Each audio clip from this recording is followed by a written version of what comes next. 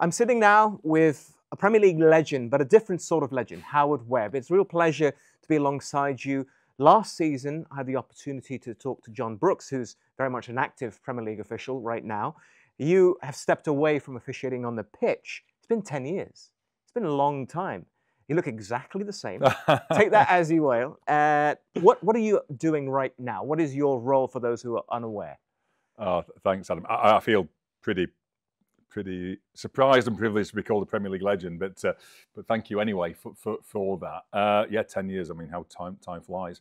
So I'm now the Chief Refereeing Officer for the Professional Game Match Officials, which is the organisation which provides officiating services to the English professional game, of course, including the Premier League. So I have the responsibility of leading our technical programs and giving instruction and guidance to the officials who take to the field each week in the Premier League and the English Football League as well. It's a great responsibility, a great privilege to be involved in that way, and I'm enjoying the challenges that the job presents, but also get a great deal of satisfaction when I see our officials performing well in those games and serving the game. Try to normalize it for me as a job.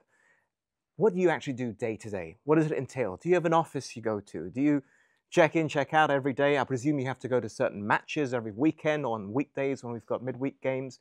How does it work exactly? Well, the organisation is quite a big one. We have a lot of staff. The staff do a range of different things, of course. We have administration staff as well, but we have coaches that coach our officials in the same way that you'd have coaches working with players. We have a lot of support as well. We have sports science support, including not only the fitness work, but also sports psychology too, to try to make sure that the officials are physically and mentally in top condition. We are based all over the country, although we do have an office that we come to in London. We get together with our officials often, quite regularly, because many of them, all the ones you see on the Premier League, are full-time professionals. There's others that are not full-time, and we get together with those people less, but we'll meet them online. My main focus is around trying to ensure that we deliver the best possible support, guidance, instruction to our officials, but also a lot of stakeholder management as well. So I'll speak on a really regular basis to the leagues that we serve, that I speak to the clubs on a regular basis as well, to provide feedback, to take feedback in terms of how they're viewing the officiating service that we're providing, all with a view to trying to increase mutual understanding between the officials and the clubs. And also trying to improve the level of officiating on the field of play as well. So it's a busy job. I'm attending games. I'm in the VAR hub on a regular basis as well. I'm meeting with the officials, creating programs, guidance, training that can make them better each time they go over the white line, hopefully, or sit in the VAR room. And yeah, we have a lot to do. We're determined to continually increase the standard. We have to do that because the game gets ever more demanding and complex. Yeah, everybody is trying to find those marginal gains to give them a chance of being successful. The game is getting quicker. There's less forgiveness than before, I think, for errors. So we have to obviously always focus on reducing our errors, and that consumes our thoughts, every day of every week. How do you measure betterment of your referees? Because in most jobs, and it is a job at the end of the day, most jobs, if you're in sales, you look at revenue or products sold. If you are a Premier League team, you look at the results on the pitch. If you're winning, yeah, great, you're getting better. But how do you view it for referees? Because it's not so tangible. Yeah, it's a really good question. How do we measure success in the space in which we work, and how do we show a return for investment? There's more investment coming into refereeing than ever before. We're really grateful to the Premier League and their clubs for the investment that they're currently putting into improving officiating. There's a range of measures we can look at, in terms of feedback from the clubs that we serve, feedback from fans groups.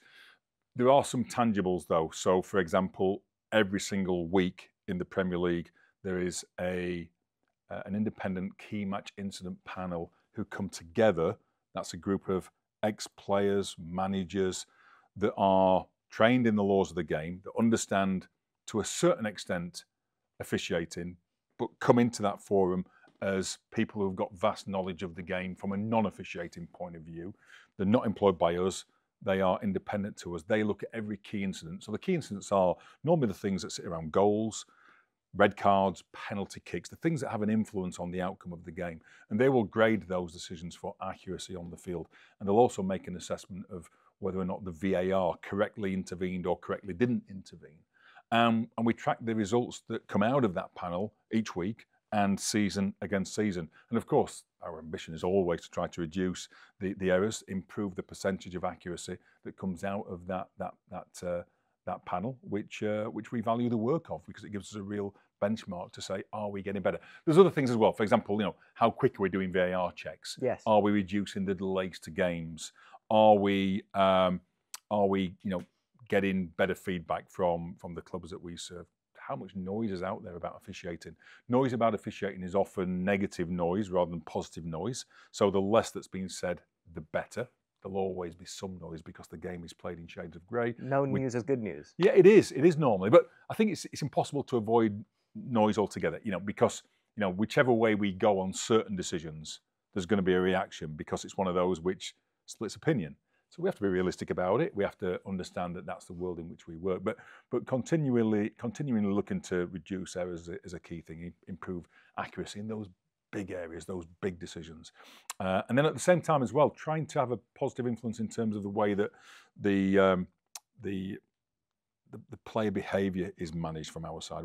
We're really focused on the power of example. We know that the Premier League is seen around the world by millions of eyes, and some of those eyes are impressionable young guys. And we want to make sure that what's presented from the field is positive. So it's our responsibility to work with the players to try to ensure that the example that's set is a positive one in terms of the way that decisions are accepted, in terms of the way that referees and players engage. But also we have a responsibility to deal robustly with any behaviours that fall below an acceptable level. And we do that consistently. And by doing that, we think that we can help kind of like drive a positive culture change on the field. And that's certainly a focus as well. If that's how measurement is done, what about when a mistake is identified, correctly identified, I should say? How are the steps taken following that to better the referees, whoever was involved in the mistake? Let's say I made a mistake on the pitch. I'm a Premier League official, and I make a mistake. What would you do? What's the next step? Well, first, I mean, you'd expect us to take the learning from that mistake, wouldn't you? Because the idea being that we can therefore avoid it happening again. If you're going to make a mistake, then make your own mistakes. Don't make other people's. So we share the learning. We analyse what happened, why we think an error occurred, and then what we can do to avoid it. And then we'll share that information with all of our officials in person when we get together, online every week with updates around that as well. Of course, we accept that errors will happen, but if somebody's making a lot of errors repeatedly, then we have to look at that individual as well, and we have to decide what interventions we can take to try to help that individual from making errors. And we work in a space that has accountability. Our officials are working full-time in this area, and we expect them to perform to a high level that's commensurate to the league in which they work. And if that's not happening over a period of time, then of course, like everybody working in high-level sport, there are consequences around that. But we certainly try to support our officials, give them the tools that they need to continually improve, reduce errors, improve their accuracy rates, and that's our focus. And we hope that those interventions will prevent errors from happening again, that we'll see them reducing over time by taking the learning, by intervening, by providing the tools that we think we can to assist those officials in a sport that's getting ever more challenging, like we said earlier. So those tools have to be fit for purpose. A lot of support around the coaching, the sports science, the sports psychology, all those things that you'd expect to be put into place that gives people the highest chance of being successful on the field. There's rewards for those that are highly successful, more games, higher profile games, opportunities to work internationally as well. And for those that don't perform well, then there's conversely a different type of consequence. May I ask, and I'm well aware you've done TV work either as part of a panel or having your own show mic'd up, but how often do you agree with sentiments, or do you even watch or care what pundits are saying? Because let's be honest, they have huge sway with how fans view key moments in games, and you know the power of social media. I'm just going to say a name, not calling him out, to say Roy Keane says something on TV, that clip will go onto WhatsApp, Instagram, YouTube, you name it, and that can sway everybody's opinion. Does that matter to you at all? Do you care what they say? Are you ever in agreement with what they say? My starting position, Adam, would be that everybody's entitled to an opinion. Of course they are. Part of the beauty of the game is that it does generate a lot of discussion. It generates opinion. It's not played in black or white. It's played in shades of grey quite often, and that's fine. And that's always been the case and always will be. I think as long as people share an opinion from as much of an informed position as they can, and that's absolutely fine. My job is to try to ensure that people have got the information that they need, the understanding that they need from an officiating point of view, to be able to form those opinions in an informed way. And if they do, I've said from the outset, if people disagree with, for example, a final decision, then that's fine. If they say, I think that VAR should have intervened in this situation, because in my opinion, that's a clear error, that's absolutely fine, no problem. If they're making a comment that's lacking an understanding of how the VAR process works, that's a different matter. VAR wasn't used for that sort of thing. Well, yeah, we know that VARs are checking situations behind the scenes all of the time. A human being who's doing that will form a judgment whether something is clearly wrong or not, and therefore intervene or not. That's fine, that's a judgment. And if a pundit wants to make a comment about that judgment to intervene or not, that's absolutely their prerogative. I have no issue.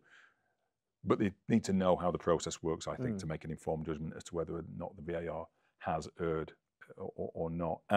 So we work diligently with the pundits. We try to meet with them on a regular basis, have a lot of contact with them on a weekly basis, just to try to ensure that the information that they have helps them make an informed opinion. We meet with the broadcasters behind the scenes every few weeks as well. We play a lot of audio to them. We play clips. We hold our hands up when we get it wrong, because I don't want people benchmarking against incorrect decisions when they're trying to see consistency on the field. We don't want to be consistent against bad decisions. I want to say to them, that's a bad decision. Don't expect to see that one again. It was an error. We've taken the learning. We do the same with clubs. We'll acknowledge, even proactively sometimes, if an error is made, just so that, again, they can manage their expectations of what they expect to see. And by having that continuous dialogue, I think everybody benefits. I should also add that as a broadcaster myself, I've been in your briefings on Zoom, online, and you're explaining everything. And do you think that that's key for fans to understand that sometimes it's a matter of perspective? Some decisions, when it comes to being an official, are not absolute. 1 + 1 is always going to be 2. There's no question about it. That's a science. It's a maths sort of system. However, offsides can be absolute. You can tell if someone is off or on. But a dangerous tackle, that's a perspective issue, isn't it? Yeah. And I think maybe sometimes people don't fully understand that. Am I correct in saying this? Yeah, it's a judgment issue, isn't it? And you're right, there's areas of the game that are grey, like you mentioned. grey. There's other factual areas. For example, is the ball in or out? The goal line technology tells us that, and it's a binary answer. It's yes or no. But there's other areas that aren't, and it requires a human to make a judgment. And we will visit clubs pre-season, and we'll share with the players. We do this every season with all 20 Premier League clubs. We'll share with them certain situations, and we'll ask the players their opinion. So we'll show, for example, a penalty appeal from the previous season, and we'll ask the players, do you think that's a penalty or not? And I've been in those meetings where half of the group of players think it's a penalty and half don't. So if we're in that position where a single situation can split the opinion of 23, 26 professional players right down the middle, how can we reach an outcome where everybody agrees with the final decision that we make? So we have to be honest with people and say, you won't always agree with the decision, because some situations simply split opinion. Now, it might be difficult for some people, if you're sat on one side of that argument, to see the other side. You might be absolutely entrenched in your opinion that's a penalty, but that doesn't mean it's the right answer. It's just your judgment, it's your opinion. So again, one of the things we have to do is manage people's expectations. They don't always, even with the existence of VAR, don't always expect to agree with the final outcome, because that's not always possible in a space where opinions can be split right down the middle on the same situation. And I think that's something we've tried to do better in more recent times, to try to manage expectations, put focus on the referee's call. The referee has to make a decision on the field. They're graded in terms of their competency around the on-field decision that they make. and that's a decision to give something, or equally could be a decision to waive an appeal away. That's a decision in itself. And then the VAR will step in when something's clearly wrong, where the clip that we show to the players has everybody agreeing it should be a penalty. That's why football is so tribal, because everyone will have an opinion. Do you think it's important that referees are now having a bit more of a voice? You have mic'd up a regular TV show. There's also the X or Twitter account Match Center, which I find very useful as a broadcaster when I'm watching a game and I need to talk about it at halftime or the end of the game, or to an analysis of some sort. Is that the way forward to get fans, not to say on your side, but to just have a better understanding? Yeah, absolutely. We're really committed to sharing more information. We've been committed to that in the almost 2 years that I've been in this post. It's one of the things that I said we'd do. We'd draw that curtain back on the way that officiating works. We'd provide information around the processes. We'd be really transparent. We'd play the audio as we've done, both on Match Officials mic'd up, in the broadcast, the briefings that we have with you guys, and thank you for joining those. And also as much as we can in real time. So the X account that operates on match day now is a new addition that tries to just give some clarity around what's happening. We think there's more to do. We realise that sometimes in stadium, the experience is not always optimal. I think we're still trying to work through that to work out how can we use the video boards, how can we use the PA announcement, can we get referees announcing decisions, for example. We're looking at all options. We've got a really open mind on all of that. I guess the most important people are the fans in the stadium who are there creating the atmosphere. Sometimes they feel disadvantaged because people at home on TV are getting the narrative presented to them, because we're able to give information to broadcasters that can then be shared. Practically, it's easier to do that to the extent that the laws of the game allow us to do. It's a little bit more challenging in stadium, but we've certainly got to focus on that and trying to ensure that we do that. So, on the stadium board, in those stadiums where we have big boards, we're putting the information up that's on the X account. Even there's a QR code you can click onto as well to get more information. So always with an eye on doing that, because those fans deserve as much information as we can possibly get to them to keep them informed about what's unfolding in front of their eyes. Yeah, I felt that was part of your remit when you joined. There was an expectation because of your history in the MLS and the implementation of VAR there and how they've done it. So I can see it evolving ever so slowly over time, season by season. But what about confusion for fans? Because I often hear, and you would know more about this than me, far more, because you've officiated at the highest level for international football, World Cup final, for club football, Champions League final, is that bars are different in different governing bodies and different competitions. Do you think that creates confusion for fans? Because someone might say, I saw that in the World Cup. Why is it not given in the Premier League? Yeah, I can understand why that feeling could be had. One of the things that we see in our sport, in football, is that it's played subtly differently in different parts of the world. The expectations of those people playing and watching the game differ somewhat depending on where that game is being played, the type of football that we see. Of course, we have one set of the laws of the game, 17 laws that are applicable across all the world at all levels, and we have to work within those, of course. But within the laws of the game is the requirement to make some interpretations, some judgments. So, for example, if you look at handball, one of the responsibilities of the referee is to make a judgment about unnatural positions of arms that are unjustifiable. There's a slight difference in different parts of the world about what is and what isn't deemed justifiable. We survey our clubs here quite regularly, and our fan groups and others as well. We speak to our media partners in terms of trying to get an understanding of what the expectation here is. Do we expect players who are jumping and their arms are coming away from their body as part of their jumping action if the ball hits them? Is that something around which there's an expectation to be penalised? Again, the question for the officials is that justifiable? That's the only question that they're being asked to make. And if the game here is saying, yes, that's fully justifiable, then we'll fall in line with the game, working within the laws of the game, because that's the question we're being asked within the laws to answer. So you might see some differences because of that cultural difference within the game. I think that's okay. I think that's fine. The amount of contact that's allowed in different leagues as well varies. We purposefully have a high threshold for penalising in the Premier League. in terms of we don't penalise every bit of contact. Not every contact is a foul. We don't want to incentivise players to feel a small contact and go down and expect to be rewarded with a penalty, unless, of course, that contact is impactful on them and therefore would be a foul. So, you know, we know that that's something that all of our clubs like. When I speak to our clubs, our managers, our head coaches, they tell us that they like the fact that we don't have too much whistle in the Premier League. We have a low foul count compared to some other places. It means we have tempo, we have flow, we have intensity in our game, which we think makes it appealing. And of course, if the game tells us that we've gone too far and that we're not penalising enough, we're allowing too much physicality, we'll come back on that. But we need to keep speaking to the game. So I think fans have to accept that depending on what they're watching, it might present slightly differently in terms of those judgment areas, those interpretations. We think that the way the game is officiated in England adds to the appeal of the product all over the world. Okay, final question from me. This was my final question to John Brooks as well. He revealed that the analysts referee matches when the refs get together and play 5-a-side or 11-a-side amongst themselves.